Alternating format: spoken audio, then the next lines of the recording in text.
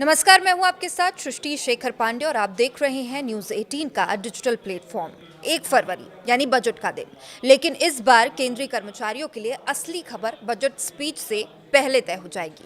31 जनवरी 2026 की रात तक जैसे ही लेबर ब्यूरो दिसंबर 2025 का एआईसीपीआई डेटा जारी करेगा, वैसे ही ये साफ हो जाएगा कि जनवरी 2026 में महंगाई भत्ता यानी कि डीए कितने पर लॉक होगा। और संकेत बिल्कुल साफ है, डीए सीधे 60% पहुंचने वाला है।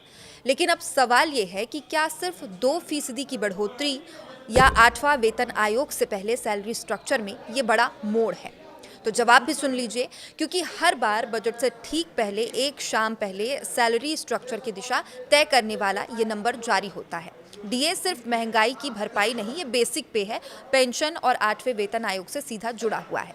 जनवरी 2026 का डीए ट्रांजिशन पॉइंट माना जा रहा है। अब सवाल ये उठता है कि क्या 2% की बढ़ोतरी वाकई कर्मचारियों के लिए गुड न्यूज़ है? तो इसका जवाब है हाँ, क्योंकि इसका असर सीधे सैलरी तक नहीं सीमित है। हर 1% डीए यानी कि हज़ारों रुपए सालाना आपके बढ़ेंगे। डीए बढ़ा तो सैलरी बढ़ेगी, पेंशन भी बढ़ेगी और इसके साथ ही एरियर की भी उम्मीद है। छोटा प्रतिशत है, लेकिन लाखों परिवारों का के ऊपर ये बड़ा असर डालेगा। अब सवाल ये भी है कि क्या 60% डीए होने से सैलरी में फ़र्क कितना पड़ेगा?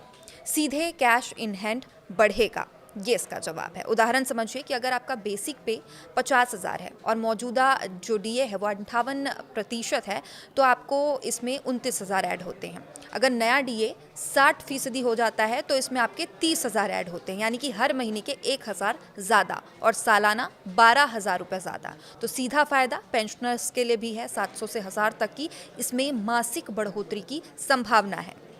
अगर आप केंद्रीय कर्मचारी या पेंशनर हैं तो इसका मतलब क्या है वो भी जान लीजिए। आपकी सैलरी जनवरी 2026 से बढ़ेगी और एरियर का फ़ायदा आपको मिल सकता है। 8वें वेतन आयोग की बेसलाइन मजबूत होगी, लेकिन ध्यान रखें कि ये जो डीए है वो 7वें वेतन आयोग का आखिरी बड़ा स्टेप हो सकता है।